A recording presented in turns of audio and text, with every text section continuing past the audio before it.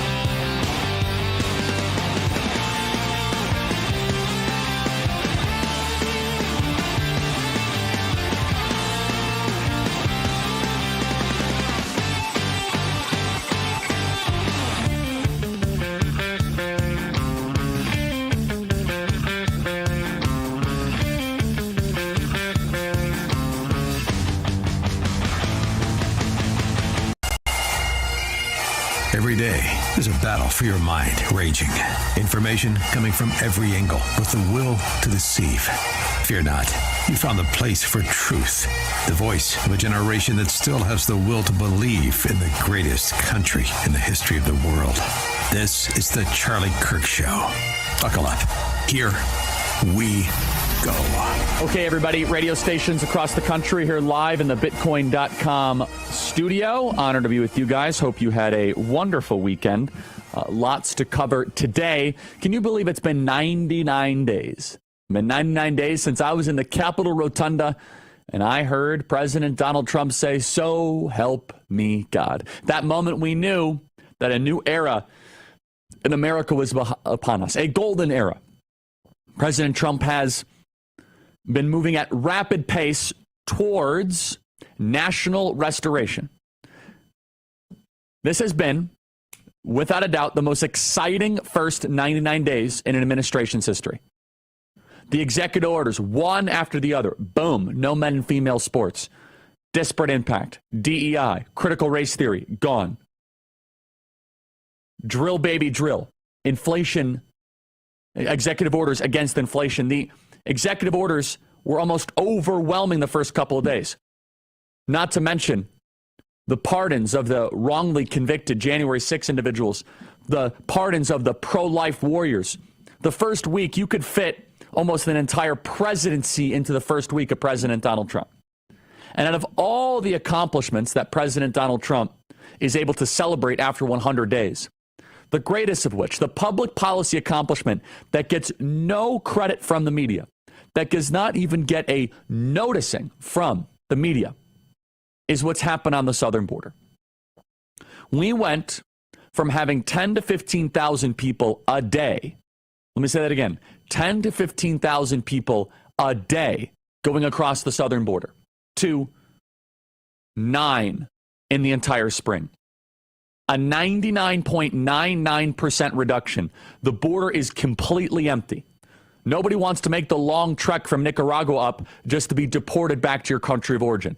We are no longer allowing it. Hey, welcome to America. We are Expedia.com. To what city would you like to go to? Would you like to go to Birmingham? Would you like to go to Detroit? Would you like to go to Chicago?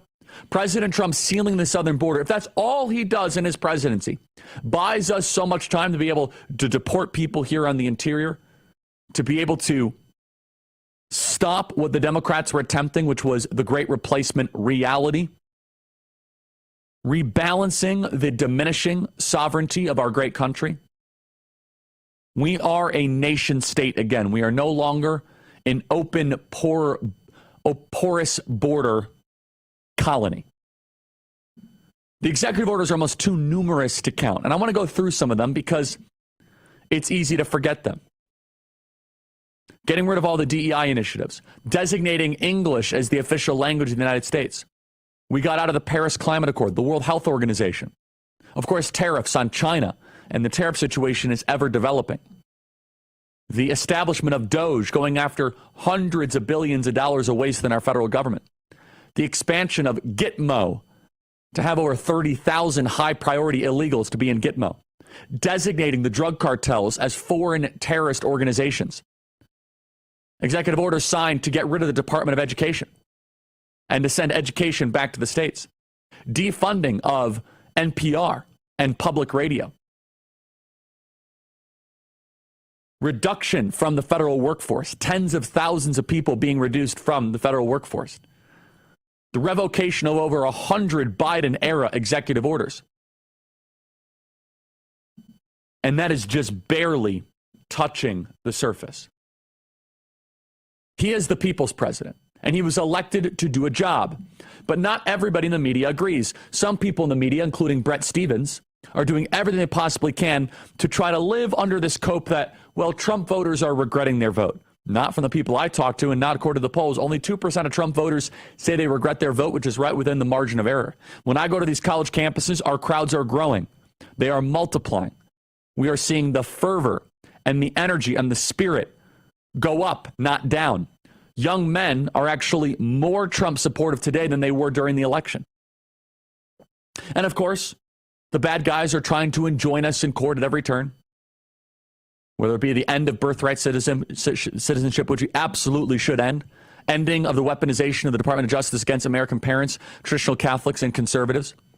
So many prior Republicans gave up without a fight, without an effort. Usually the first 100 days of a second term is just check the box, do some ceremonial stuff. This is a full-throated explosion onto the scene.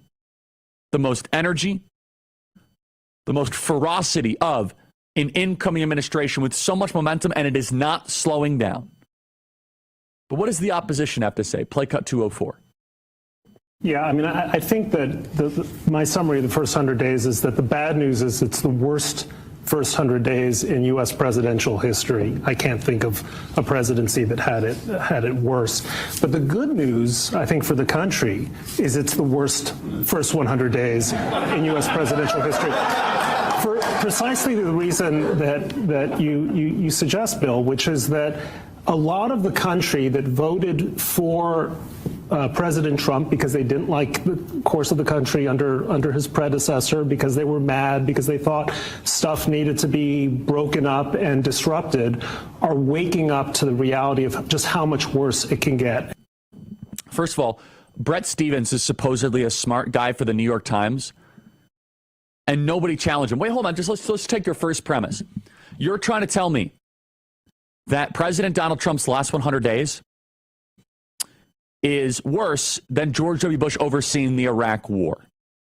It's worse than Barack Obama and the financial crisis of 2008 and 2009, when unemployment was 11 to 12%. The stock market was down 25%.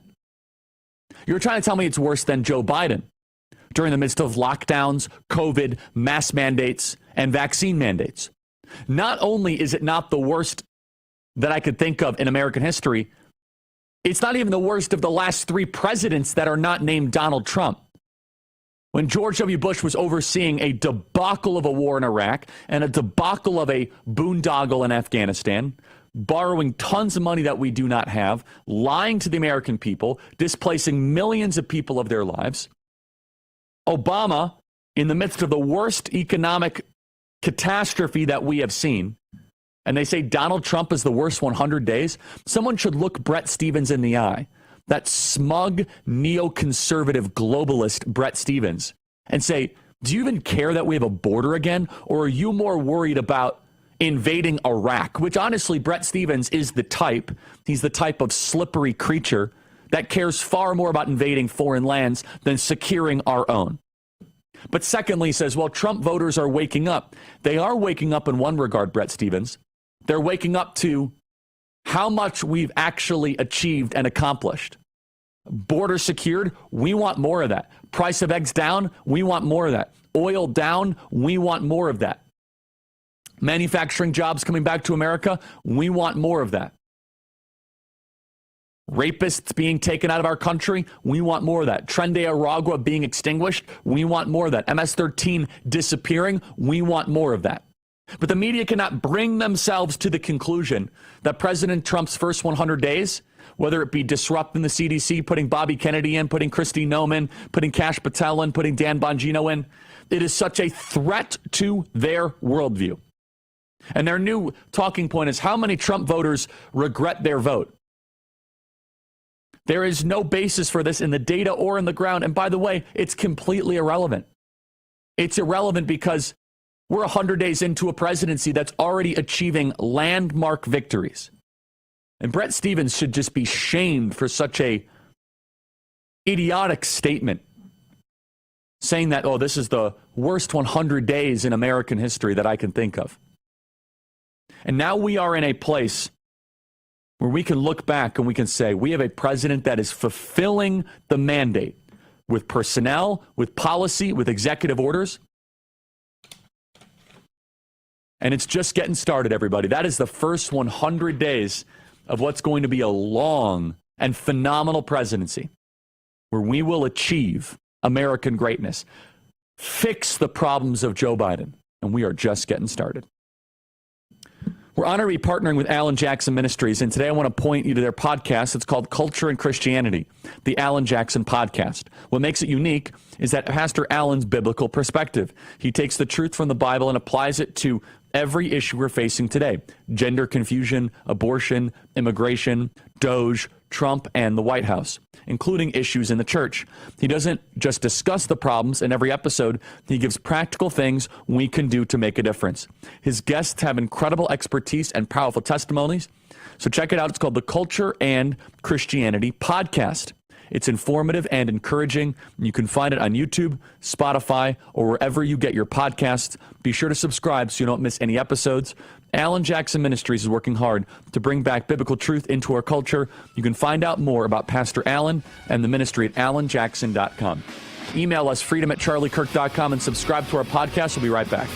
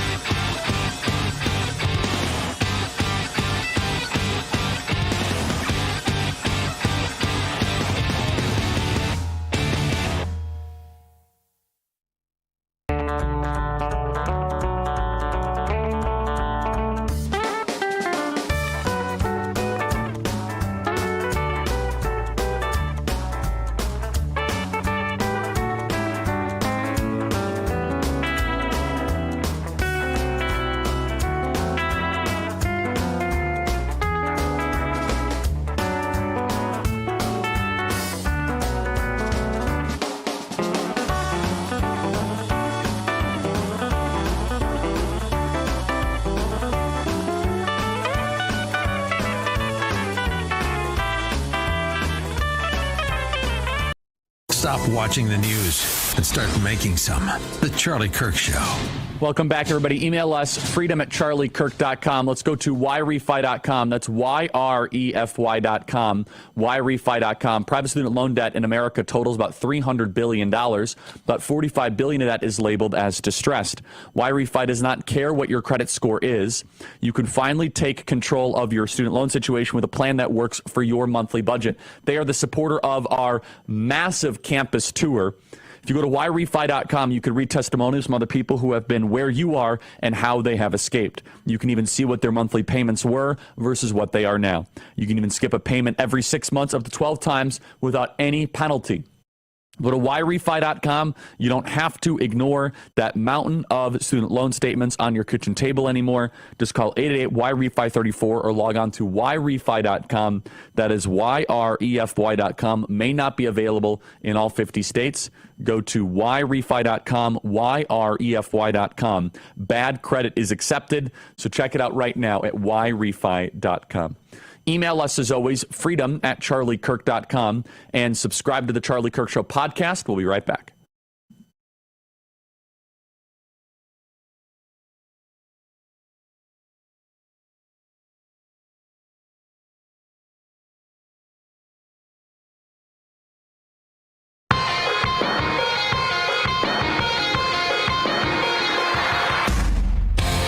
Okay, everybody, welcome back. Email us, as always, freedom@charliekirk.com, and subscribe to the Charlie Kirk Show podcast page. We have JD Vance coming up. By the way, we're here in the Bitcoin.com studio. We have JD Vance coming up at the top of next hour. You're going to want to listen to this. It's amazing. And we actually just taped it right before we started here, so we're going to throw to that at the top of this next hour. It's going to be must-watch and must-listen to radio. Let's go to this piece of tape here. First, Rachel Maddow. She says the first 100 days, we're in the middle of an attempted authoritarian overthrow of American democracy. Really, how is that, Rachel? I'd love the chance to dialogue with her. I would love that. Didn't he win an election? So how do you overthrow democracy if you actually won an election? Play cut 168. I do think we're in the middle of an attempted authoritarian overthrow of American democracy. I mean, I think everybody who predicted that was right, but I don't think he's any better at it. I do think we're... What do they mean by democracy? When they say our democracy, our democracy, our democracy, they mean our oligarchy. They do not believe the will of the people should dictate or determine public policy decisions. They do not believe that people should be able to show up at a voting booth and fill out ballots and be able to get what they want. They believe that a philosopher king or a philosopher queen class should be permanently entrenched to really kind of check and balance and call the shots. They believe the smug class, the we are smarter than you class, should be distilled in the unelected bureaucracy and the unelected judiciary. Those two pieces work in tandem against the American people. They work against the sovereign. They work against the everyday person that showed up to vote for Donald Trump. The border is completely secured. That is one element where thankfully we went through the courts in the first term that we were able to say, you know what, we now know how to close the southern border. President Trump deserves the highest possible recognition and achievement prize for closing the southern border from the invasion that was occurring. Play cut 150. Look, I think we've been very successful, and we got the most secure border in the history of this nation, and President Trump was able to accomplish that in 7 weeks. That's something that Joe Biden didn't and wouldn't do in 4 years. In fact, it was an intentional decision of Joe Biden to keep the border wide open. This idea of our democracy under attack, understand what is really happening here is the ruling by experts significantly has their power compromised. Plato once dreamed of a society ruled by philosopher kings. He believed that they would be wise and virtuous leaders who would govern not for their own personal ambition, but for the good of the people. When they say our democracy, that noble vision has been twisted beyond any recognition. We are not ruled by philosopher kings, and we're not ruled by the people, but instead by an expert class of unelected bureaucrats, credentialed elites, and self-anointed authorities on issues that matter. Their rule is not based on virtue or on truth, but on the arrogant presumption that technical knowledge alone entitles them to power. The technocrats and entitled elites that have entrenched themselves into what we call the deep state, the unelected bureaucracy, and the unelected judiciary. And the buried lead of the first 100 days is that Donald Trump has done everything the people wanted, and these other institutions are doing everything to thwart the will of the American people at every single corner and every turn. The American people want more deportations. Too bad. The judges say no. The American people want more DEI. Too bad. The judges say no. Every day, the American people demand certain accomplishments and victories. And they ask the question, what kind of structure of government is this? What structure of government allows an unelected bureaucracy to get in the way of we the people? And so where is democracy actually getting threatened? By unelected federal court judges with nationwide injunctions, not just doing localized injunctions, but nationwide injunctions. Where is the will of the people actually getting thwarted? By every single day, there are people in the Department of Education, Department of Interior, Department of Commerce, and the CIA and the FBI trying to undercut all of our people. Every day, there are people that go to work and they think to themselves, how do I make this cabinet secretary's life harder? How do I make their life hell?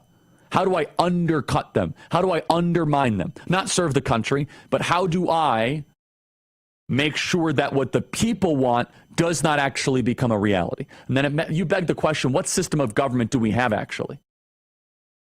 The American people are cheering for an American Renaissance, and the deep state and the unelected judiciary are trying to stop it. And that's the story of the last 100 days. Senator Rick Scott next.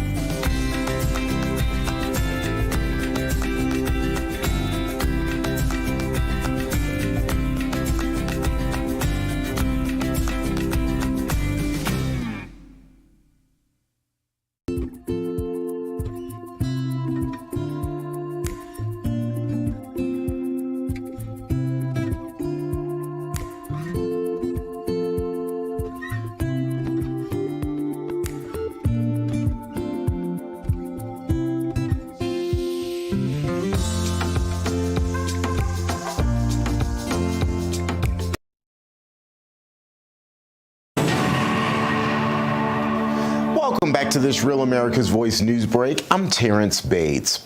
President Trump is taking a bit of a victory lap this week as he celebrates his accomplishments during the first 100 days of this current administration. Securing the border was one of the key issues the commander-in-chief campaigned on, and during a White House press briefing this morning, border czar Tom Homan heaped praise on President Trump for the work being done at the border and when it comes to deporting illegal aliens. The border secure. President Trump saving lives. President Trump has proven no one does it better than President Trump. There is no equal, it's not even close. So God bless the men and women of the Border Patrol. God bless the men and women of ICE who strap a gun to the hip every day, put on a Kevlar vest to not only secure our border and protect our national security, but the ICE agents in the interior, they're removing public safety threats and national security threats every day. While you're all sleeping at 2, 3 o'clock in the morning, there are men and women out there enforcing the law, making this country safe again. Meantime, more than 100 suspected illegal immigrants face the possibility of deportation after being busted during this federal raid at an illegal after-hours nightclub in Colorado Springs, Colorado. Video of DEA and ICE agents making arrests early Sunday morning is making its rounds on the internet right now.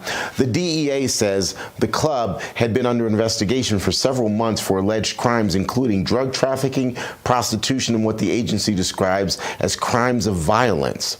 Cocaine and an undisclosed number of guns were found at the scene. In a post on Truth Social, President Trump described those arrested as, quote, some of the worst people illegally in our country.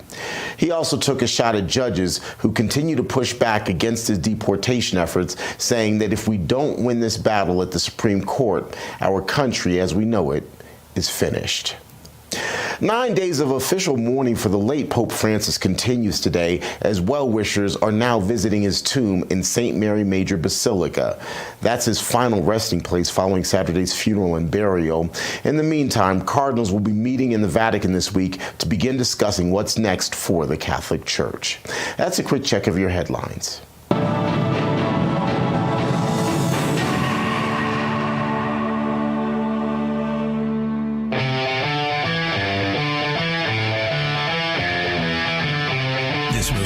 Will not be silenced. You're listening to The Charlie Kirk Show. Okay, everybody, let's check it out right now. MyPatriotSupply.com. That's MyPatriotSupply.com. With everything going on this year, fires, windstorms, and power outages hitting harder than ever, I've been looking for ways to protect my home and my family. That's why I went with the Grid Doctor 3300 from My Patriot Supply. This thing is a game changer. It's the only solar generator with a built-in EMP protection. It has the power to run your fridge, medical devices, lights, you name it. It's not just sitting in a closet waiting for the next emergency. I've used mine to cut down on electric bills, and I'm planning to power up barbecues, camping trips, or even just working outside this spring. It's quiet, fume-free, safe to use indoors or out, and totally portable. In a world where the grid is becoming less reliable by the day, the Grid Doctor 3300 gives me peace of mind and practical everyday use.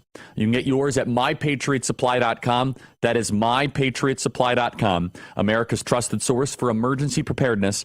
Portions of The Charlie Kirk Show are brought to you in part by My Patriot Supply. That is MyPatriotSupply.com, America's trusted source for emergency preparedness. Email us, as always, freedom@charliekirk.com, and subscribe to our podcast. Joining us now is our great friend, Senator Rick Scott from the wonderful state of Florida.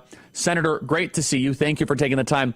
You gave a speech at Harvard, is that correct? And you actually backed President Trump's attack against Harvard at Harvard. Am I understanding this correctly?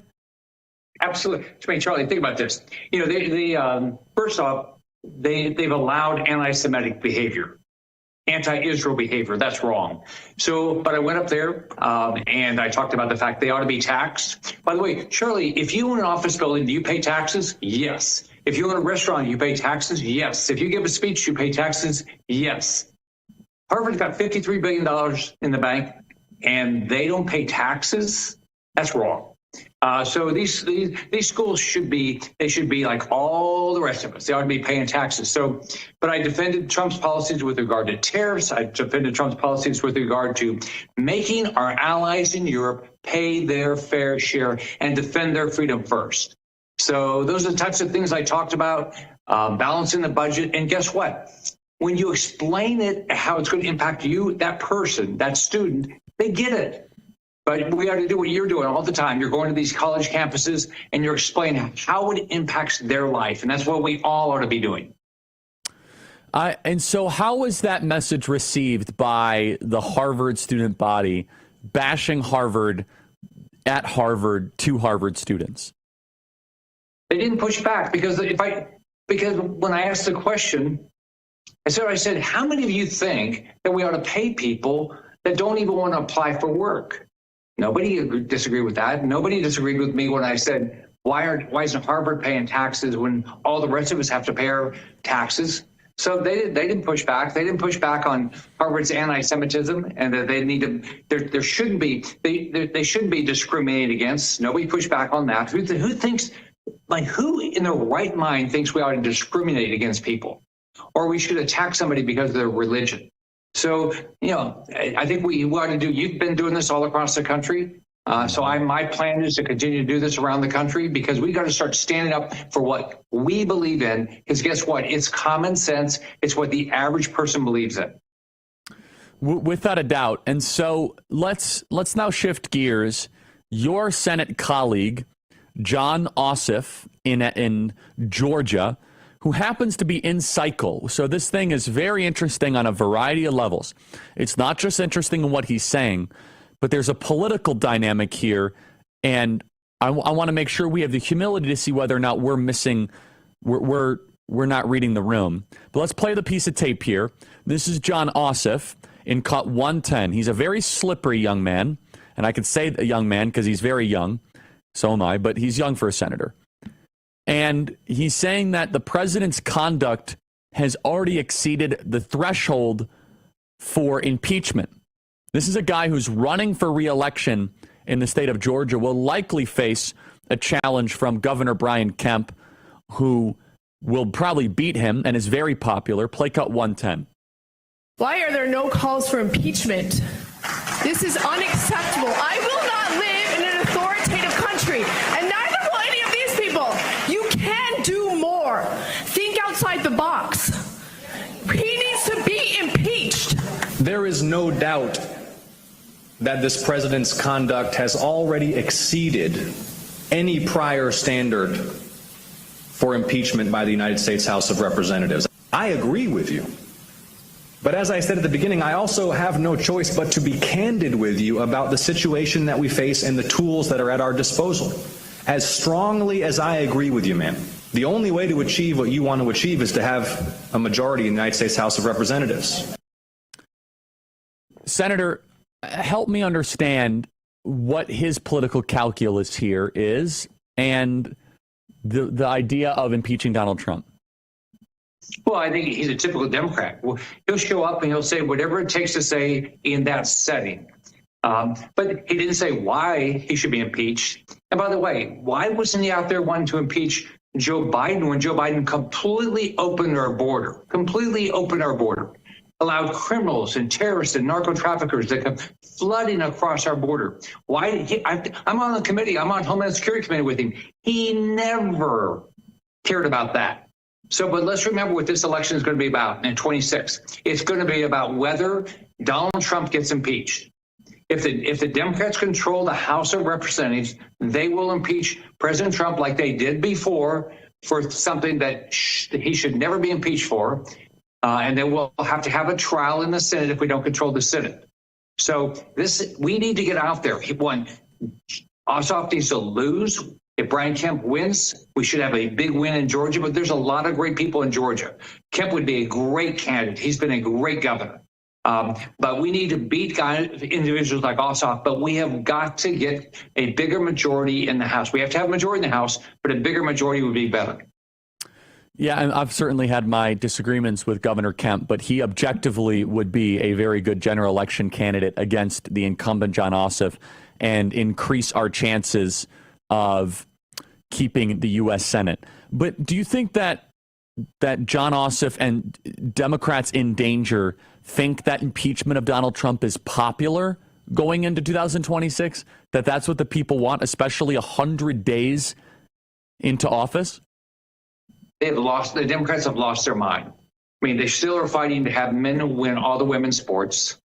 They're fighting to make sure MS-13 gang members get to stay in the United States. They don't want any criminals deported. You saw what the White House put together today with all those pictures of all these people they deported for the homicide and rape and all these things. They want those people to stay in this country, stay in your neighborhood. They've lost sight of what the American people believe in. I think, it's crazy. Ossoff is just like them. And they are all out to destroy this country with this wokeism, men and women's sports, gang members in the United States. It's like, who do they think their voters are? Do you think people are this stupid? But we got to show up. We got to have good candidates. We got to show up. We got to talk about how we're going to solve the American public's problems. President Trump is busting his butt. He's going to have a lot to say about his first 100 days with the border, with the military recruitment, with trying to bring peace in Europe. Supporting Israel, getting down. I filled up my car this morning, $2.99 a gallon. So gas prices are coming down. So he is getting a lot done, but he's working his butt off. What DOJ has been able to do, reduce regulation. Now we've got a lot of work left to do. We've got our nominees done, but we've got to get the Trump tax cuts permanent. We've got to give him more money to secure the border. We've got to give more money to plus up the military, and we've got to balance this budget. Let's go here to another one of your colleagues. Let's first the one in the House. This is Hakeem Jeffries on the steps of the Capitol, play cut 195. This is a time for us to put principles over party. It reminds me, I think that's a powerful moment for us. Reminds me of a letter that Ulysses Grant was said to have sent at the start of the Civil War. And what Grant said is, there are but two parties in America right now, patriots and traitors. Democrats sitting on the steps of the Capitol building doing nothing. Shocker. Let me play one more here.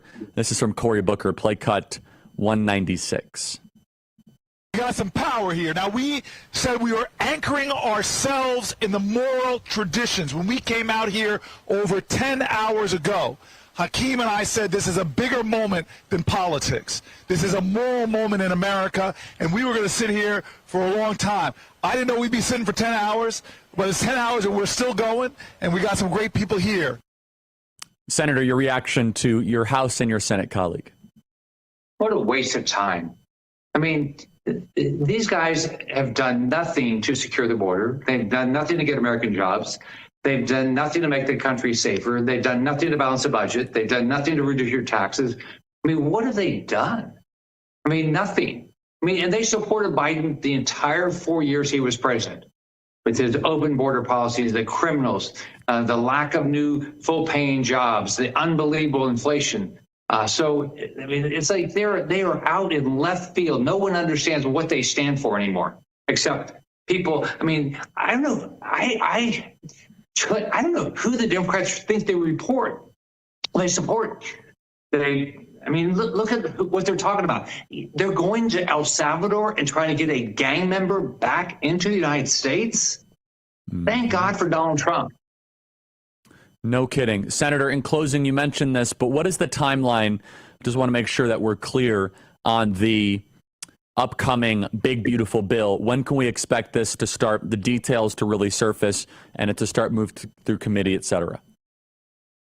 So it's starting to go through committee. They're starting to have a lot of conversation both in the House and Senate. We're working on how do we do all the things that we want to accomplish. So I've got two meetings tonight to basically work with my friends at the House to try to figure out how do we balance the budget, reduce the taxes, make the Trump tax cuts permanent, secure the border, all these things. So it's going to be a lot of work, but I'm optimistic that we can get it done in the next 2 months. Senator, thank you so much. We really appreciate your time. Keep fighting for our country and the great people of Florida. Thank you. All right, Charlie. Next time we'll go to Harvard together. I would love that. Thank you. You got to take me. They won't have me. So Harvard, the bastion of free speech. For whatever reason, I'm not allowed to speak there. It's interesting. You know, I'm banned from Brown as well. I'm banned from Brown University. I will say to Dartmouth's credit, though, they did invite me this fall. They deserve some credit. So that's a point for Blake. Blake gets a point. Herzog Foundation, are you rethinking your kid's educational path, wondering if their current school truly supports your family's values? Well, you're not alone, and the Herzog Foundation is here to help.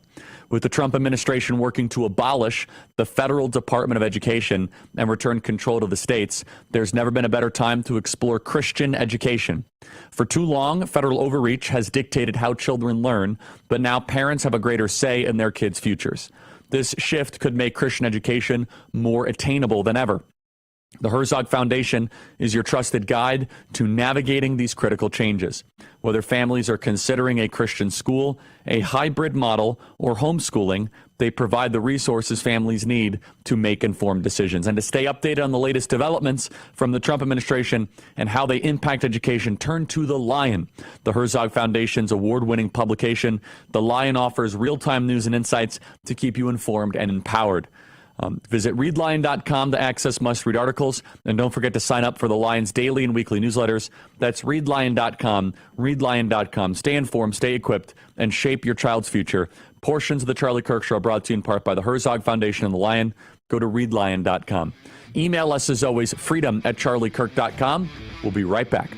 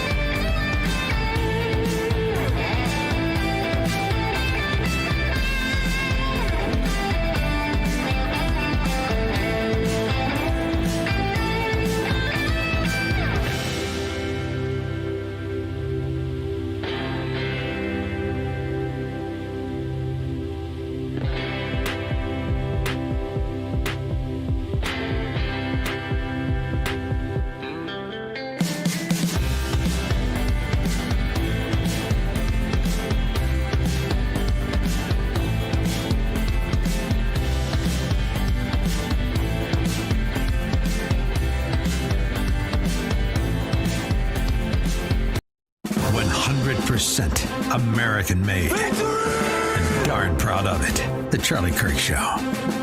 Welcome back, everybody. Email us, as always, freedom@charliekirk.com, and subscribe to the Charlie Kirk Show podcast page. As a reminder, this Thursday, we will be on the campus of University of California, San Diego. That is UCSD. Next week, we'll be at San Francisco State University. We will also be at Long Beach State University and University of California, Riverside. We are ending this epic, legendary, just all record-breaking campus tour with 4 stops throughout the great state of California. UCSD, we are going to Riverside, we are going to San Francisco State University, and Long Beach State University. It's going to be great. So if you live in the great state of California, go to tpusa.com. That is tpusa.com. And we'd love to see you guys. tpusa.com. See you there. Email us, as always, freedom@charliekirk.com. Subscribe to the Charlie Kirk Show podcast. As a reminder, we have an exclusive conversation with JD Vance. If you want to listen to that conversation, we're going to air it in just a couple moments here on Real America's Voice, but also subscribe to the Charlie Kirk Show podcast page. Stay right there.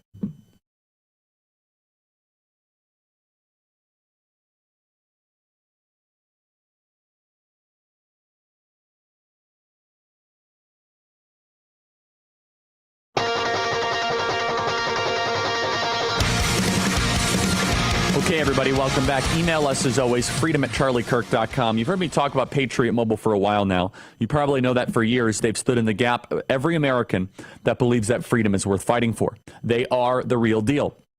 So let me ask you a question. Have you switched to Patriot Mobile yet? If the answer is no, then I have to ask why. Are you worried about coverage? Don't be. Patriot Mobile is one of the few cell phone service providers that operates on all three major networks. You can make the switch from woke wireless to Patriot Mobile. When you spend money, you should always try to spend money in alignment with your values. If you haven't joined Patriot Mobile because you think switching is painful, I'm here to tell you it's not. It's actually incredibly easy. No need to spend hours in a retail store waiting your turn. Simply call Patriot Mobile's 100% U.S.-based service team from the comfort of your home or office, and they'll have you activated in minutes. Still locked into a contract? Not a problem. Patriot Mobile's contract buyout program covers up to $500 per device. Keep your same number or your phone, or treat yourself to an upgrade. Go to patriotmobile.com/Charlie. That is patriotmobile.com/Charlie, or call 972-PATRIOT. Use promo code Charlie. Portions of this program, The Charlie Kirk Show, are brought to you in part by Patriot Mobile. About a year ago, I made a lot of news when I warned that when you hire pilots based on criteria that does not matter, you very well might have a slippage in standards and in quality. DEI, affirmative action, disparate impact, all those together, when you are trying to hire the best, does not allow you to hire the best. When I go to college campuses, it is a major issue that far left-wing activists have a difficulty understanding. They say, but Charlie, the standards are the same. The standards are the same. Maybe, maybe not. News came out this weekend, thanks to the New York Times, that should have been the #1 news story on the planet. Do you notice how quickly the media moved on to the fact that 70 people died? 70 people died in a plane crash? 70, including 12 kids. When a school gets shot up and that tragic evil happens and 15 souls are lost, it's nationwide news for a couple weeks. But when there's a plane crash in our nation's capital, it gets out of the news cycle within a week because it doesn't fit the narrative. According to the New York Times, the D.C. plane crash, the woman helicopter pilot ignored multiple warnings from her right seat, her male counterpart, about altitude, and him directly telling her to turn away. And she flew directly into a passenger jet. She was at least 100 feet too high and did not drop elevation when her male co-pilot warned and didn't turn when he warned her. Pure tunnel vision. This is not him. He's the hero. Go to the woman. Even if the standards are the same across the board, sometimes the standards are lowered than across the board to just make diversity easier to achieve. You have a culture of cutting corners and ignoring red flags. We don't know whether or not this woman, who I think is also lesbian for the record, not that that matters, but it could play into kind of the DEI matrix. It's not confirmed. Okay, so not confirmed. People say she might be, she might not be, so it's not confirmed. It's not relevant. What is relevant, though, is that she's responsible for the death of 70 people. 70 people.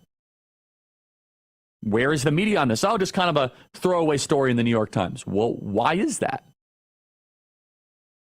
Well, it's because when you hire based on things that don't matter, you get plane crashes. Remember the CEO of United Airlines promising more black and female pilots?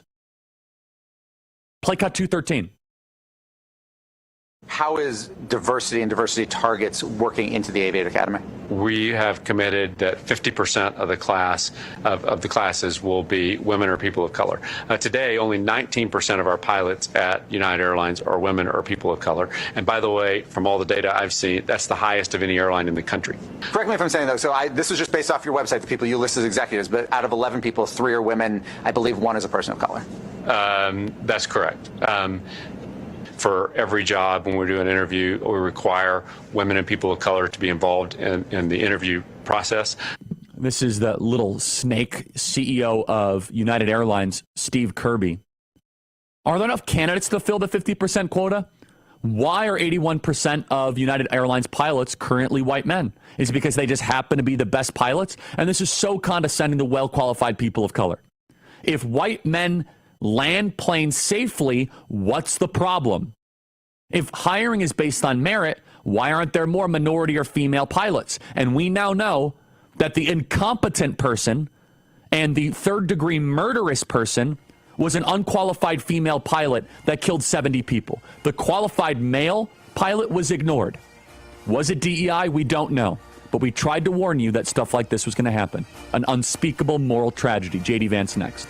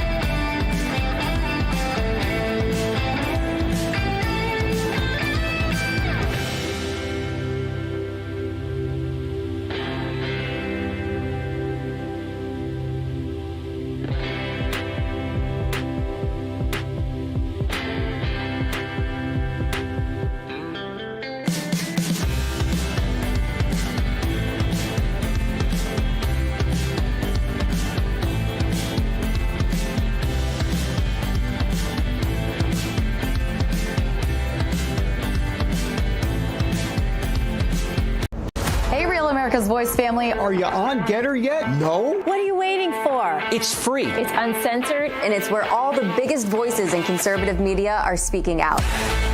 Download the Getter app right now. It's totally free. It's where I put up exclusively all of my content 24 hours a day. You want to know what Steve Bannon's thinking? Go to Getter. That's right. You can follow all of your favorites. Steve Bannon, Charlie Kirk, Jack Posobiec. And so many more. And the best part? You can watch Real America's Voice right there on Getter. Live. So join the conversation. Hop on the Getter chat room. Engage with patriots who are just like you. Good morning, Getter friends. We're breaking news, we're delivering the truth, and we're doing it on Getter every single day. So don't wait. Download the Getter app now. Sign up for free and be part of the movement. It isn't just an app. It isn't just a social media platform. It's a community.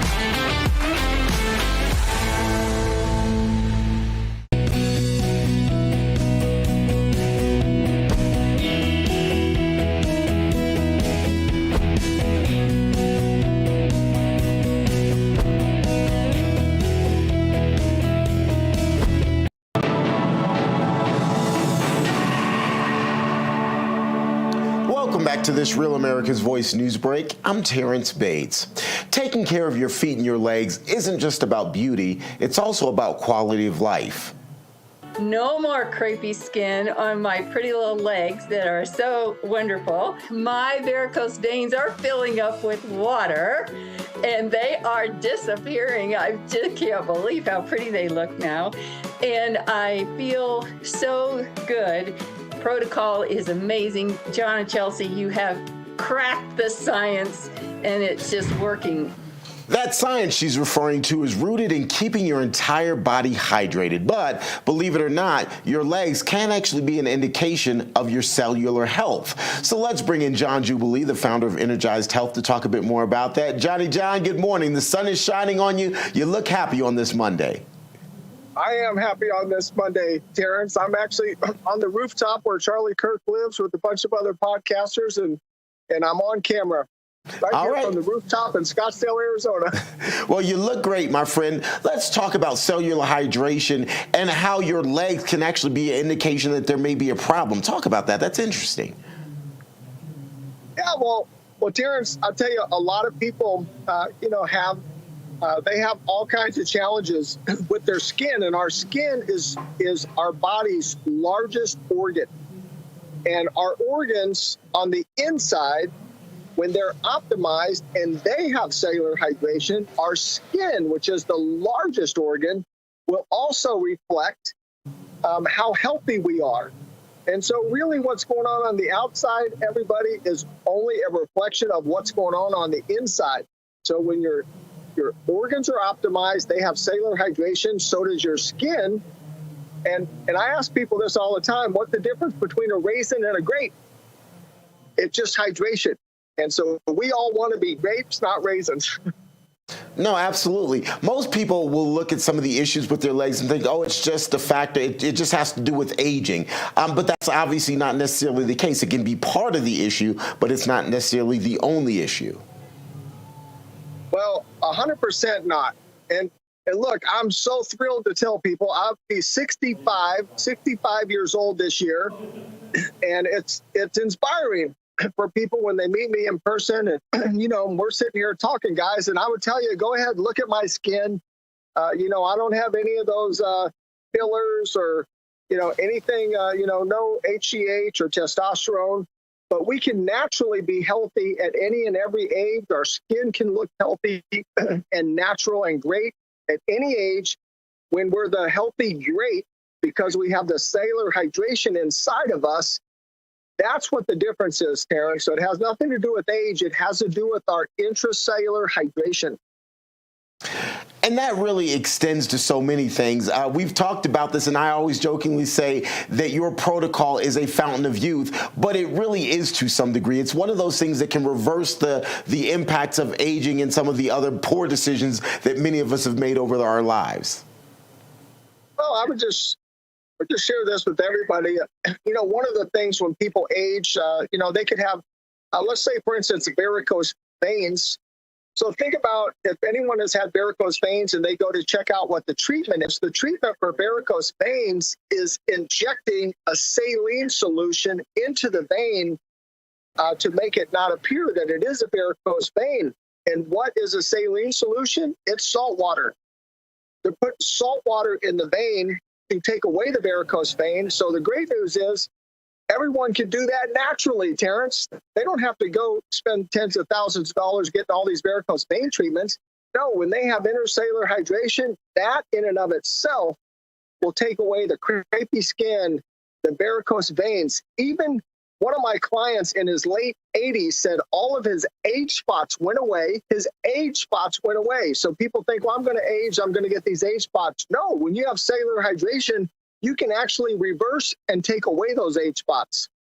All right. Well, folks, if you want more information, it's right there on your screen. Go to energizedhealth.com. That is energizedhealth.com. John, always good to talk to you, my friend. We'll talk to you soon. Energizedhealth.com. Go there for more information. Well, that's going to do it for us. Now, let's get you back to the Charlie Kirk Show.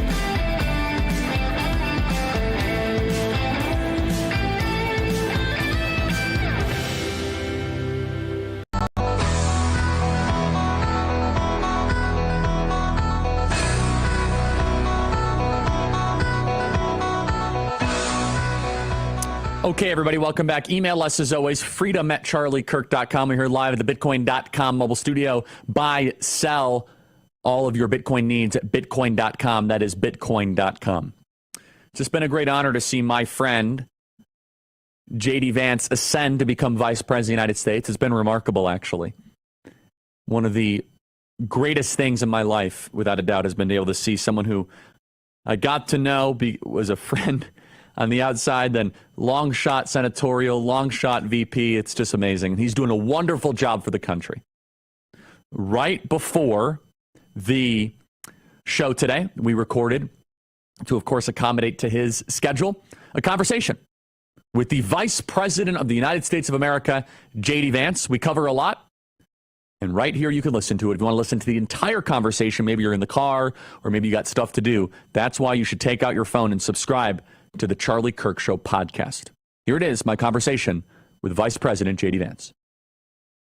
Okay, joining us now is the Vice President of the United States of America, Mr. JD Vance. Mr. Vice President, great to have you on the program. Boy, it feels good to say that.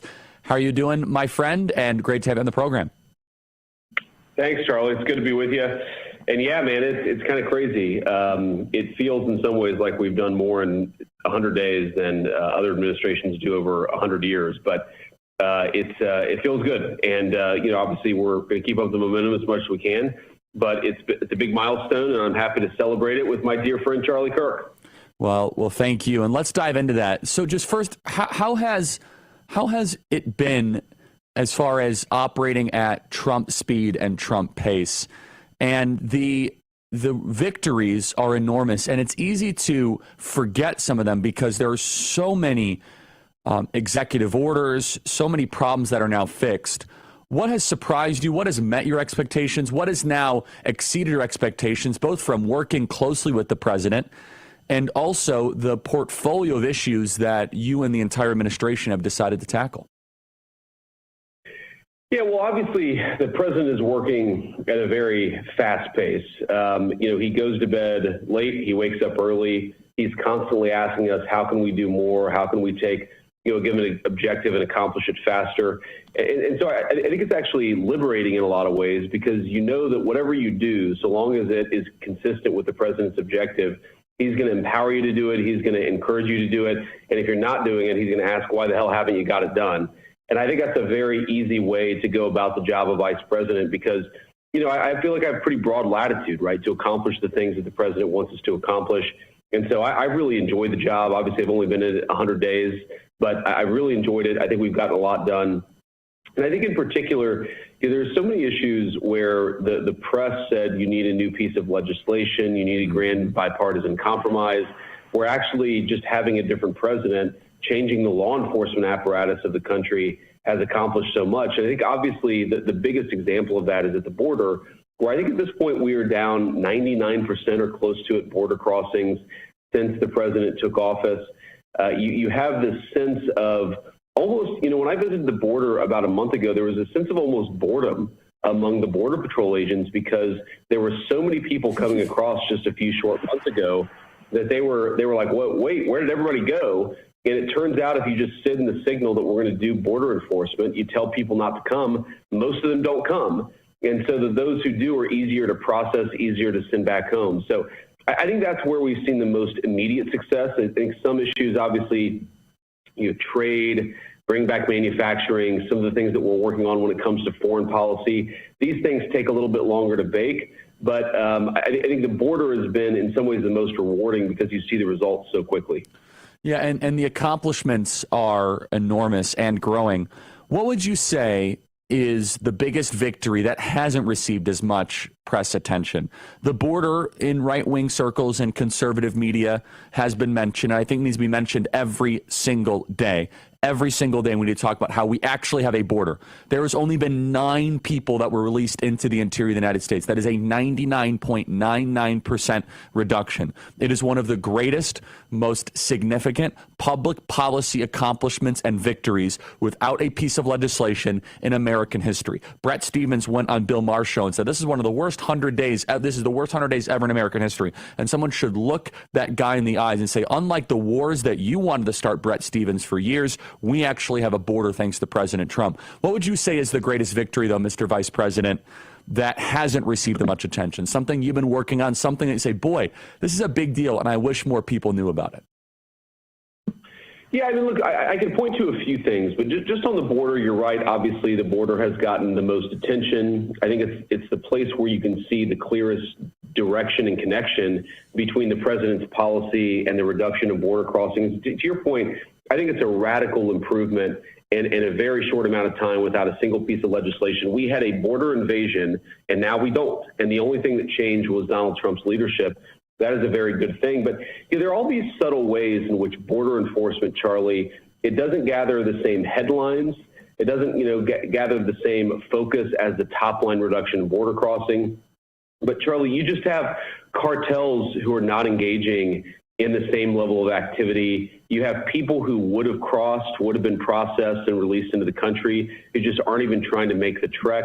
That means there are probably thousands of children who otherwise would have been trafficked across the southern border who haven't been. And so, yeah, it does gather the most headlines, but there are so many parts of a successful border policy that don't gather headlines at all that I think are worth focusing on.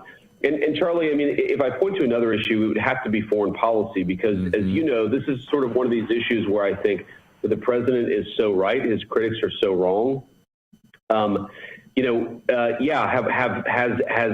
the Russians and the Ukrainians stopped fighting? No, but have we made more progress in 3 months than we made in the previous 3 years? Absolutely. And you have even the Ukrainians, the Europeans, the Russians all sort of simultaneously admitting, sometimes begrudgingly, that Donald Trump's diplomacy has advanced the ball there more in a few months than the previous few years. That's a big, big accomplishment. The final thing I'd say, Charlie, is, while the trade policy is maybe where we get the most criticism from the far left press, I actually think that what President Trump has done has fundamentally reset things. Whether you're an American business, and I talk to a lot of CEOs, whether you're a foreign investor, whether you're somebody who just works and lives in the economy, which is, of course, most of our citizens, I think that people recognize we're not going back. Like, we're not going to go back to the same old ways of shipping American jobs overseas, of relying on hostile powers to make the things that we need. And there's a lot still to do there, and there's a lot to accomplish. Obviously, as the president has said, we're negotiating a lot of these trade deals. But man, there's just this sense among the business community that this is a new era in American economic and investment, American economic activity. I think that doesn't get the headlines, but that may be the enduring change from the second Trump administration. Is people recognize we're not going back. This rebalancing of global trade is here to stay, and that's all because of Donald Trump's leadership. And so I want to now emphasize one point about what has stopped the agenda, or tried to stop the agenda, which is the power center of the unelected judiciary. We see a little bit of this with Hannah Dugan, the Milwaukee County Circuit judge. I want you to talk about that, but also connect it to a broader macro point that we expected. When I was in some transition meetings, there was an expectation that there would be outrageous nationwide injunctions, that there would be judges trying to step in and stop the agenda that people voted for. But it has gone to levels that none of us could have expected, that the unelected judiciary. All right, is basically, we're going to get back to JD Vance, the Vice President of the United States, in just a second. And if you guys want to listen to the entire conversation uninterrupted, it's about to be posted as a podcast on the Charlie Kirk Show podcast page. Z-Factor, is that right? If you guys want to be able to get a good night's sleep, Z-Factor is amazing. We know how challenging it can be to get the quality sleep we need, whether it's falling asleep or staying asleep. So many people are not getting the Z's they need. Z-Factor from Leaf Factor has the formula to help change that. Z-Factor goes beyond melatonin and uses a combination of 4 natural ingredients. It can help relax your mind so you can fall asleep quicker, and then helps you sleep soundly through the night.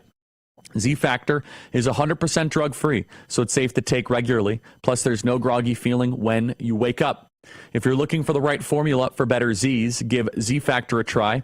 Right now, you'll save 46% on the first order, only $19.95 on a 30-day supply. Better sleep without drugs. See how Z-Factor can get you the Z's that you want. Call 1-800-4RELIEF. That is 1-800-4RELIEF, or visit relieffactor.com. That is relieffactor.com. 1-800-4RELIEF to get the quality sleep that you need. Email me, as always, freedom@charliekirk.com. That is freedom@charliekirk.com. I would love your thoughts. JD Vance in 2028, I think it is a sealed deal as far as the nomination concerns. There might be some challenges, but he's as good as it gets. Email us, freedom@charliekirk.com. JD Vance answers that question and more, then makes some news on Ukraine live here on the Charlie Kirk Show. Stay right there.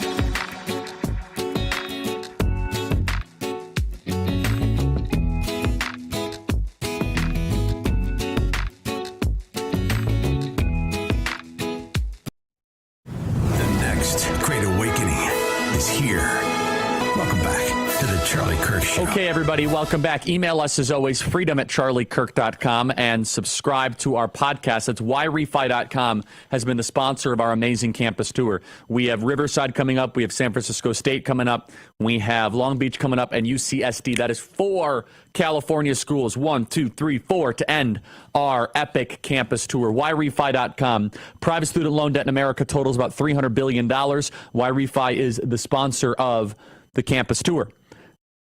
Whyrefi is not a debt settlement company, and they work with each borrower individually, tailoring each loan to each borrower's specific situation. You'll not be calling a faceless call center. Let's face it, if you have distressed or defaulted private student loans, nobody is coming to bail you out. May not be available in all 50 states. Call 888-YREFI34. Go to YREFI.com, YREFY.com. That is YREFY.com. You don't have to ignore that mountain of student loan statements on your kitchen table anymore. That is YREFI.com. If you go to YREFI, you can read the testimonials from other people who have been where you are, how they've escaped, and you can see what their monthly payments were versus what they are now. Go to YREFI.com. That is YREFY.com. May not be available in all 50 states. Email me as always, freedom@charliekirk.com, and subscribe to our podcast. Stay right there.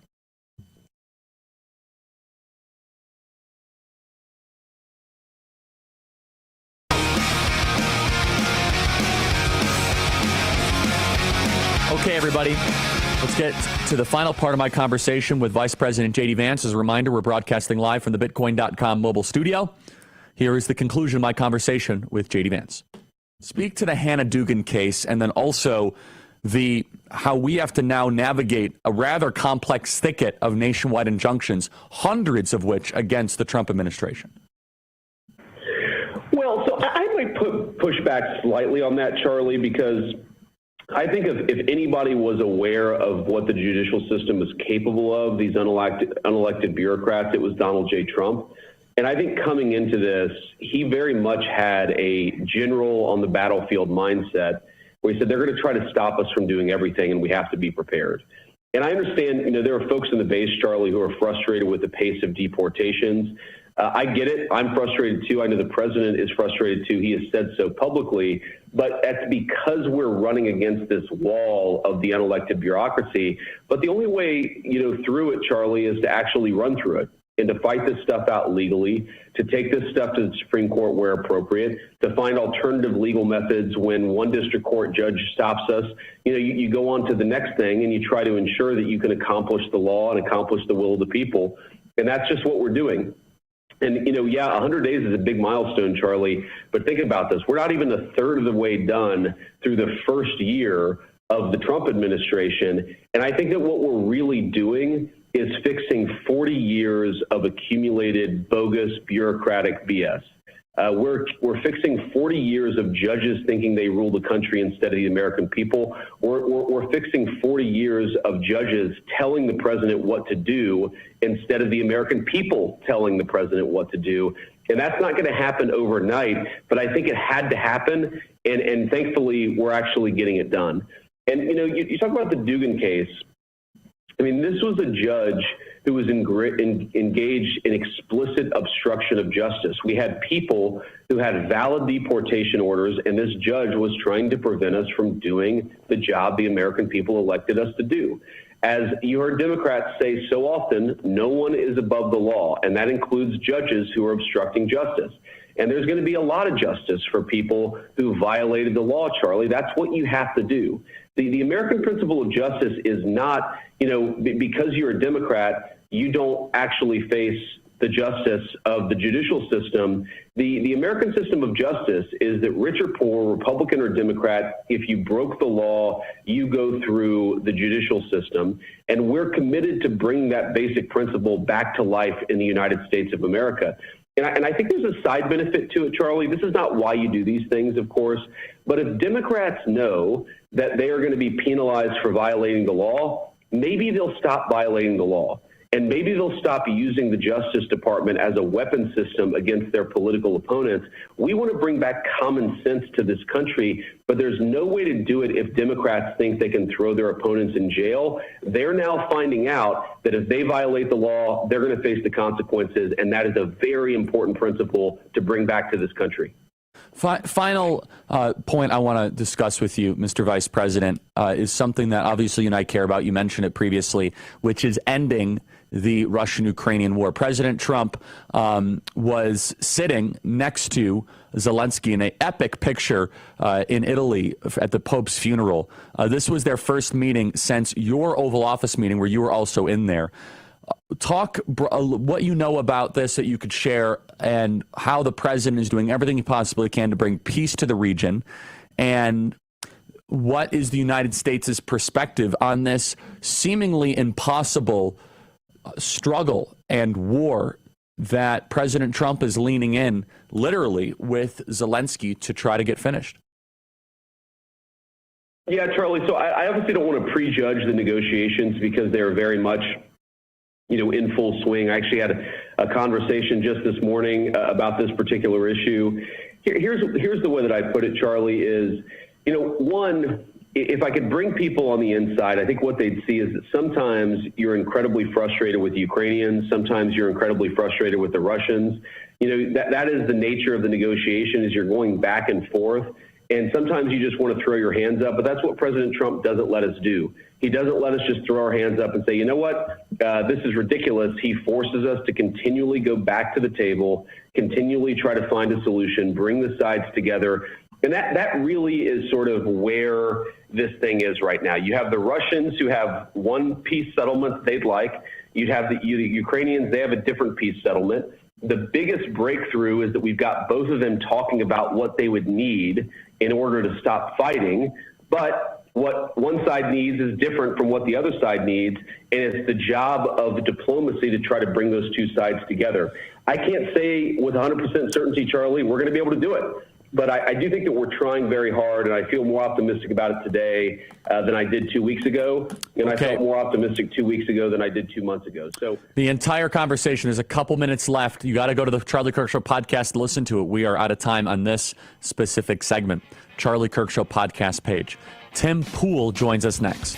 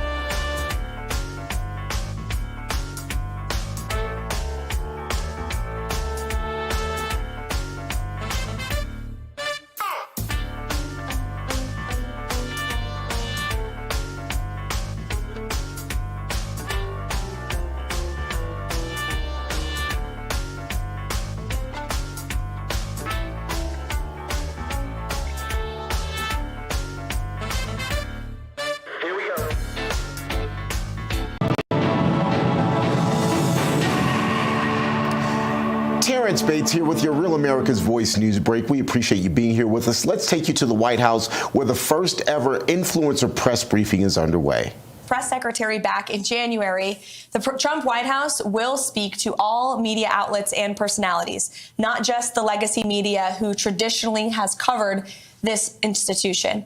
Tens of millions of Americans are now turning to social media and independent media outlets to consume their news, and we are embracing that change, not ignoring it. It's well past time that the White House press operation reflected the media habits of the American people in 2025 and not 1925. And thanks to President Trump, a select group of DC-based journalists no longer have a monopoly over press access here at the White House. All journalists, outlets, and voices have a seat at the table now, and you being here today for this briefing proves that. Today officially marks the 99th day of promises made and kept by President Trump.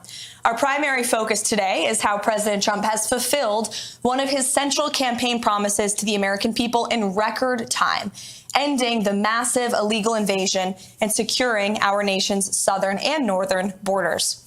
As we know, Joe Biden allowed millions of criminal illegal aliens to pour into our country over the past 4 years. And as we all know, a significant number of those aliens have been vicious gang members, murderers, rapists, and pedophiles.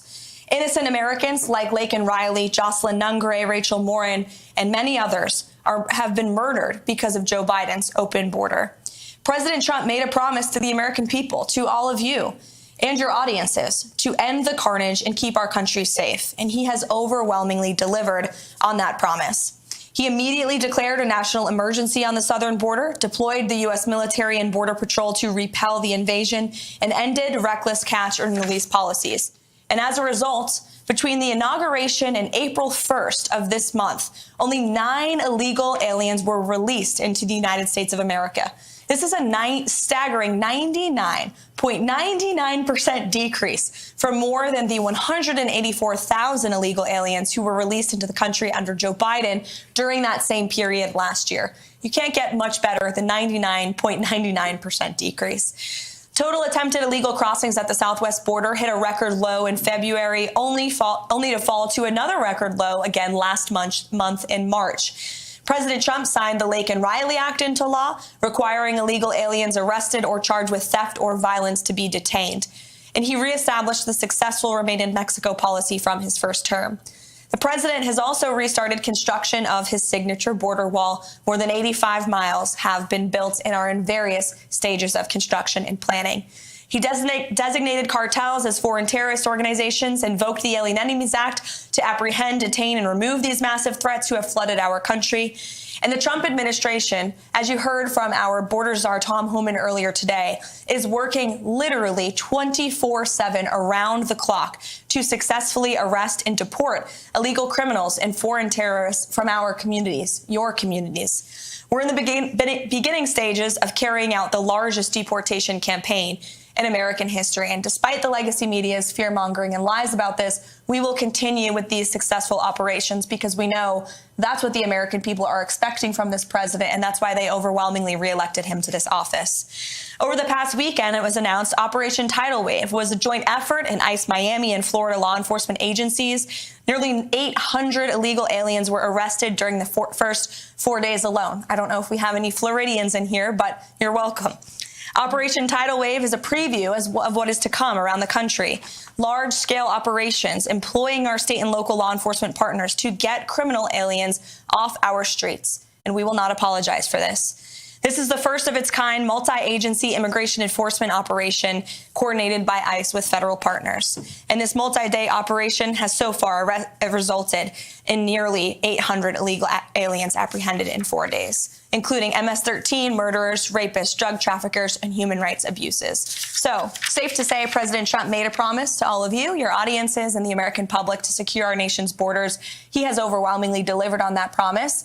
And you will see the legacy media has nitpicked stories to try to drum up sympathy for people who broke our nation's laws. This White House has sympathy for American citizens, for law-abiding families who are doing what's right, who came here the right way. That includes legal immigrants who have come to this country, paid their dues, waited their turn. and are now being cheated and ripped off by, or were being cheated and ripped off by the previous administration. We are putting Americans first every day, and we applaud the ICE agents and Border Patrol agents who are on the ground doing this important work.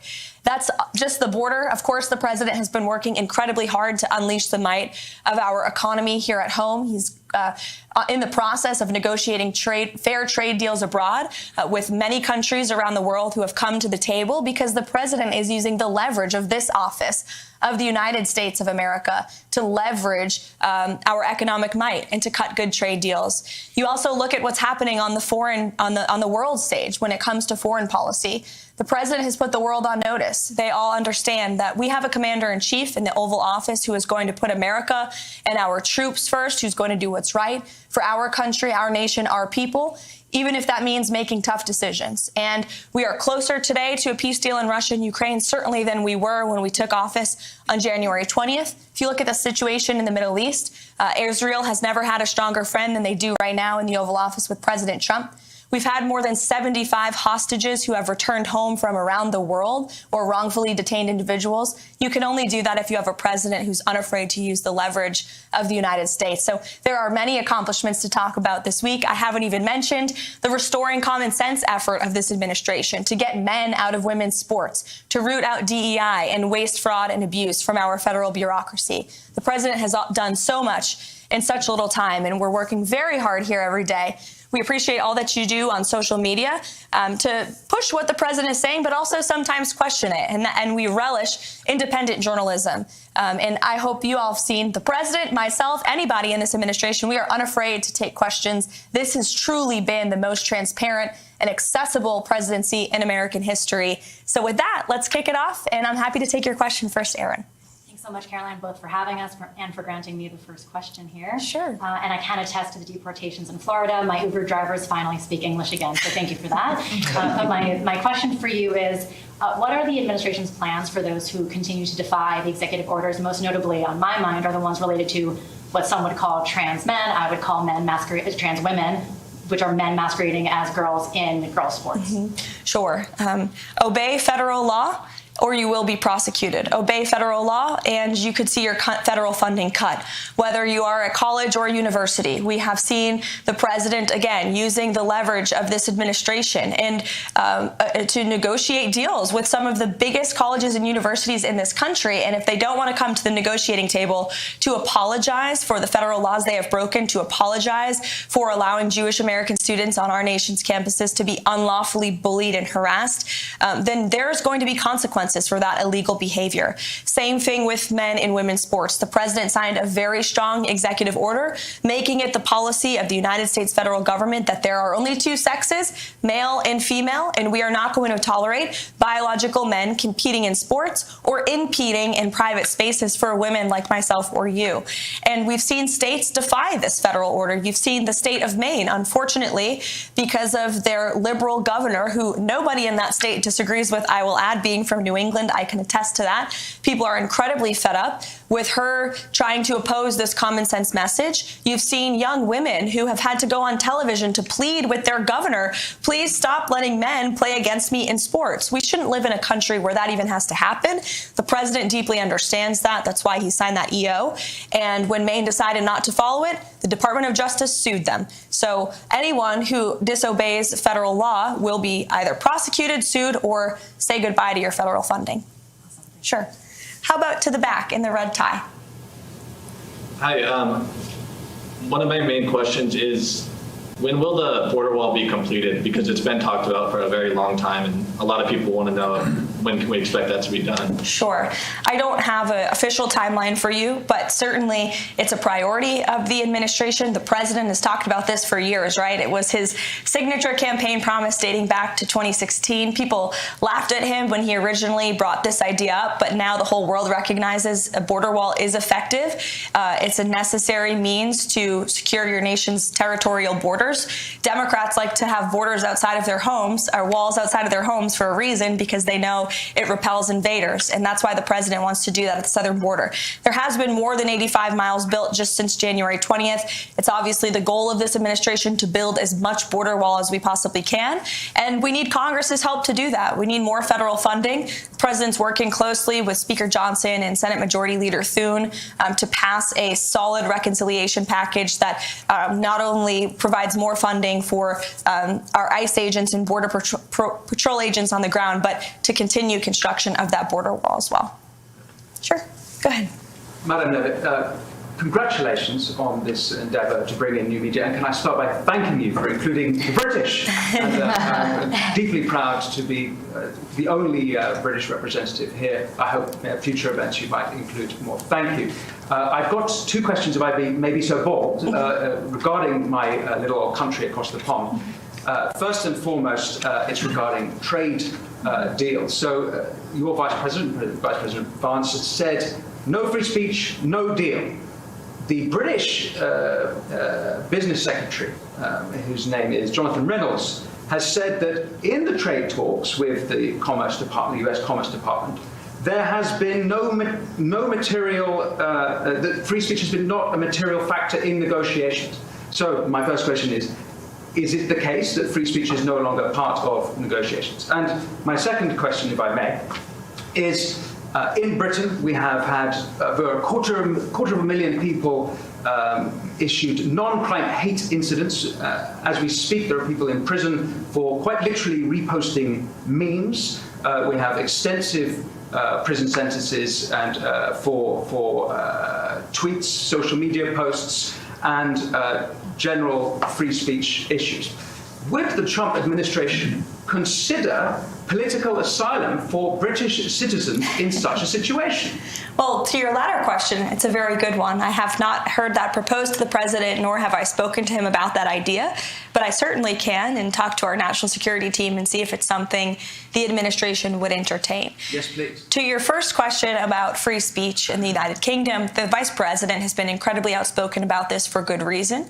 And the president has spoken about this as well directly with your prime minister when he was here for a visit to the White House. So it remains a critical endeavor of ours to show the Brits and your country, which we love and admire, about the First Amendment and the importance of free speech in a sovereign nation.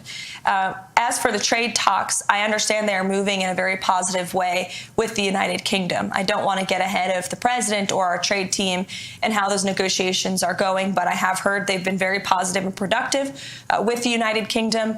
And I will say the president always, both publicly and privately, speaks incredibly highly of your country. He has a good relationship with your prime minister, though they disagree on domestic policy issues. I've witnessed the camaraderie between them firsthand in the Oval Office, and there is a deep mutual respect between our two countries that certainly the president upholds. Thank you. You're welcome. Mr. Spicer, it's good to see you here. My predecessor. Yeah, well, had to swing by and say hi. Thank you for doing this. I think it's marvelous what you guys have done to bring in new voices, and it shows, it reflects the president's commitment to transparency and to bring this in. So I've got two quick ones for you. The first is you mentioned reconciliation. Beyond that and what he hopes to get out of that, considering how slim the House majority is, what other legislative priorities does he want to see codified in law before this Congress adjourns? It's a really good question, Sean. I think reconciliation is the first and foremost question on the president's mind right now. It's a huge deal. We have to get it done. He's working closely with Congress. In fact, he's meeting with Speaker Johnson, I think, in a few minutes today in the Oval Office to discuss this very bill and measure. Aside from reconciliation, which we hope and are very confident will include more funding for border wall construction and mass deportations, as I mentioned earlier, but it's also very important that we get tax cuts passed. That is the second step in the Trump economic agenda. The president has used used every executive lever he can to slash burdensome regulation, and we continue to do that every day across every agency. Administrator Zeldin is doing a fantastic job at the EPA, I may add, but every cabinet secretary is getting rid of regulation very seriously. The president is certainly working on unleashing American energy to drive down costs, but tax cuts are a critical component of really seeing the Trump economic formula be put together. So he wants to see tax cuts passed in this reconciliation package. That includes no tax on tips, no tax on Social Security, no tax on overtime, no tax on Social Security for our seniors, of course, too. As for other measures that would be codified into law, certainly we've seen the president put forth common sense executive orders and take really common sense executive action that we would love Congress to take further action on to ensure that the president's executive actions can remain long after his tenure. So you don't have another president come in here in 8 years and undo some of the executive work that the president has worked so hard on. So we want Congress to continue getting to work, but we got to get this reconciliation bill passed first. Thank you. The second thing I have is just a question I get a lot, and I figured I'd best address to you. You've done a phenomenal job opening up the briefing room, bringing in new voices. The president's commitment during the campaign to do long-form podcasts was, I think, extremely helpful to this new media environment that we live in. But a lot of conservatives will ask me, why does he sit down with people like Terry Moran of ABC or Jeffrey Goldberg of The Atlantic? What is the rationale behind that, rewarding people who have very vehemently expressed disdain for him personally? Because the president is unafraid, and he is inspired by competition, and he likes to talk to people face to face. And I think that's one of his best attributes and qualities. We live in an incredibly divisive country, unfortunately, that has been really the result and consequence, frankly, of the fake news and the hoaxes and lies they have driven at this president for the better part of the last decade now. But the fact that we still have a president who has been a victim of these hoaxes, these lies, these smears by so many legacy media outlets and reporters, yet he's still willing to sit down with them, look them in the eye, look them face to face, and take them to task and share the truth with them and his perspective, I think is what the American people deserve in a president. And it's certainly a stark contrast to what we had in the previous administration, a president who was hiding, who actually used this beautiful South Court auditorium, which we're happy to be in today, but he used this like it was a fake Oval Office, weirdly, oddly. He was missing in action. He called lids at 2 o'clock in the afternoon. For those who don't know, a lid is when we tell the press to go home for the night, and he was doing that midday. That is not acceptable around here. I will tell you, we're working very early through the very late hours of the night, and the president's willing to talk to anyone, not just journalists who have really been posing as journalists but are actually left-wing activists, but also if you look at our adversaries and our competition abroad on a foreign policy scale, you know well in the first term, he went to North Korea. He talked to Putin directly. He talked to President Xi directly. The president believes in direct diplomacy, whether it is our adversaries and competitors around the world or left-wing activists like Jeffrey Goldberg. Sure. First of all, thank you for having us today. It's a pleasure to be here. You mentioned, obviously, it's no secret, America has been Israel's strongest friend, greatest ally.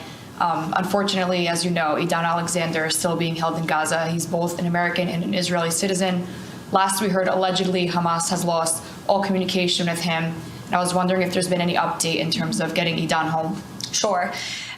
First of all, the reports last week were from Hamas media, and so we always take that, of course, with a grain of salt. We do our own verification on those reports. I talked to the National Security Council about Idan Alexander last week, as this is obviously a priority for the administration, and all I can tell you is that I can assure you that the Special Envoy Witkoff, Adam Bowler, who's been leading some of our hostage negotiations, Mike Waltz, the entire national security team, finding him and bringing him home is a priority for this administration, and they continue to work very hard on that every day. Thank you. You're welcome.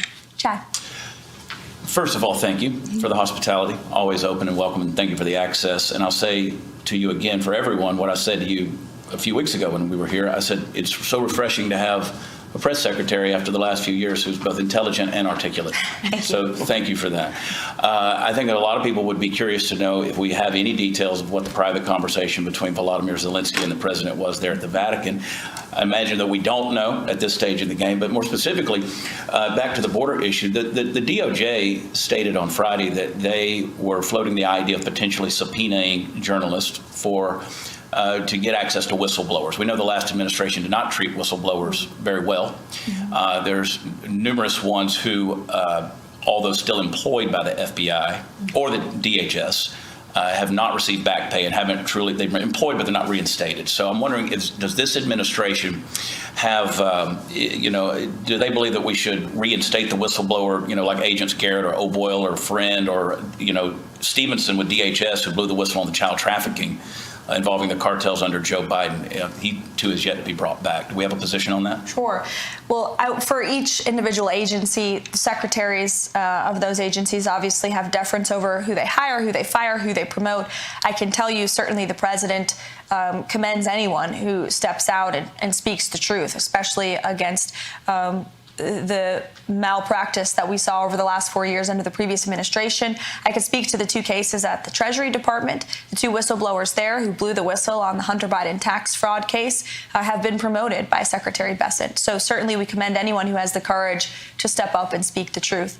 And as for those who unfortunately try to leak, especially classified information to the legacy media to put our troops in harm's way, our law enforcement officials at harm's way, leaks like that will not be tolerated. But those who are seeking to protect the truth will certainly be commended and applauded for that.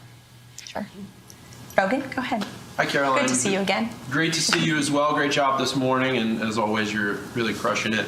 My question is about the Epstein files. And a couple months ago, the DOJ released what they called Phase 1 of the Epstein files. And they announced that a lot of those files, the remaining files, probably the bulk of the files, were actually in the New York field office. They requested that they be returned the day after. And some legacy media reports show that not only were those files returned to the DOJ, but that hundreds of FBI agents are going through them day after day and getting them ready for public release. Do you have any updates from the DOJ or the FBI on when those files are expected to be released, and also when we might start seeing some arrests of the client list? Sure.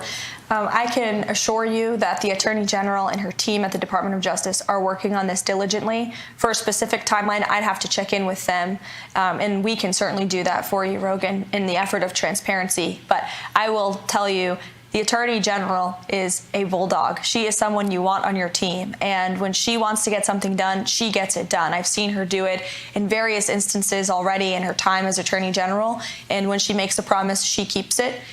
So I think I don't have a specific timeline on you for that, but I do know that they're working on it over there. Thank you. Sure. Go ahead. Thank you for having us here. I've noticed, this is kind of like a repeat of 2016, the legacy media has gone back to not reporting anything on President Trump. In the beginning, we had them reporting everything that he was doing. Now they're kind of going back again to not reporting everything that he is actually doing. I'm kind of the nerd when it comes to reporting. I'm not the headline news girl. I'm the nuts and bolts. I'm the policy type nerd. So what direction do you advise kind of me to go into? Like the White House files that y'all send out every single day, because that's what people are used to when they want to ask me questions. They want to know kind of like the nuts and bolts of everything. Secondly, I know going into the first 100 days, Johnson's meeting with President Trump today. President Trump has issued a lot of executive orders. What about codifying? Is that going to be a conversation President Trump is going to have with him about possibly a timeline of just taking them from EOs into codifying them, into making them permanent, so we don't have another president that comes in, possibly a Democrat, that completely overturns everything that President Trump has done? Yes, as I spoke to Sean's question earlier, absolutely. We want Congress to get to work. First thing is the reconciliation package, like I said, border and tax cuts. That's on the president's mind. signed. But of course, he wants to see Congress move to codify all of the incredible things and work that he's done via executive order. To your first question about the nuts and bolts, I wish more people in the legacy media were like you and didn't focus on the sensationalist headlines, but actually cared about the facts. The president is doing so many phenomenal things every day that will never be mentioned on cable news at night. Signing executive orders, we do our absolute best to message that, which is, again, why we're welcoming independent voices like yours with following on social media, because that's the best way to get those truths and those facts out there. We put out fact sheets on the daily about what the president is signing, and they do get into the nuts and bolts of each and every policy and each and every executive action that he's taking.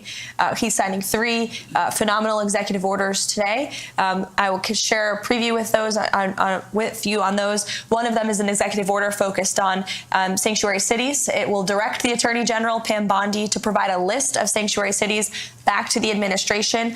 We will review those. If those sanctuary cities are breaking federal law, well, then the Office of Management and Budget is going to look at their federal spending. Again, if you're defying federal law, you are threatening your own federal spending by doing that.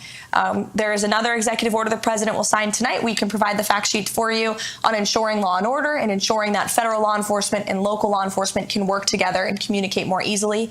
And then the third executive order, which actually speaks to the heart of your question earlier about the Uber drivers, will be a order directing the Department of Transportation to include English literacy tests for our truckers. This is a big problem in the trucking community that, unless you're in that community, you might not know, but there's a lot of communication problems between truckers on the road with federal officials and local officials as well, which obviously is a public safety risk. So we're going to ensure that our truckers, who are the backbone of our economy, are all able to speak English. That's a very common sense policy in the United States of America. So the president will be signing that later this afternoon. Thank you. Yeah, you're welcome. To the back in the yellow tie. Thank you, Caroline. President Trump has recently made statements about eliminating the federal income tax and creating the External Revenue Service. When could we see that start to play out? Well, I will tell you, this is something the Secretary of Commerce and the Secretary of Treasury are both equally as excited about, as is the president. And, you know, there's many reasons for the tariffs the president has implemented and the trade deals that he is currently negotiating. Number one, we need to shore up our critical supply chains here at home. Number two, we need to increase our revenue here in the United States. We are running trillions of dollars of deficits. Our country will cripple if we continue down this path. And so how great it would be for the external revenue to completely replace the Internal Revenue Service. So I know the administration is focused on the External Revenue Service, getting that up and running. And as you know, Customs and Border Protection is charged with bringing in the money from tariffs every day, and they are bringing in billions and billions of dollars per day with the current tariff rates and where they are at. So we will continue with that effort. I think I went around the room. Oh, no, one more in the back. All good. So we know President Trump has been a champion for the 2A ever since he got into office, both times. My question is, do we see anything, is there any ongoing efforts for national reciprocity so we can carry in all 50 beautiful states? This is something the president talked about on the campaign trail for sure. We need Congress to do it. But the president will always support our law-abiding gun owners, and as you mentioned, is a ardent supporter of the Second Amendment. It's more important now than ever as we see violent crime rates in our inner cities. I've said this repeatedly over the past 4 years. The Second Amendment was never more important than when we had an illegal immigrant crime epidemic spiking in this country. Law-abiding Americans have a constitutional right to defend themselves, and the president absolutely supports that. But to national reciprocity, we do need Congress's help on that one. So thank you, guys. It's so good to see you. I could go around the room all day, but unfortunately, there's work to be done. Thank you for coming to our very first influencer briefing to kick off the first 100 days of the Trump White House. It's great to see you all here, and thanks for what you do. Thank you. Thank you. I'm going to walk off now. Tax day may have passed, but for millions of Americans, the real trouble is just beginning. If you missed the April 15th deadline, or if you still owe back taxes, the IRS is really ramping up enforcement. Every day you wait only makes things worse. With over 5,000 new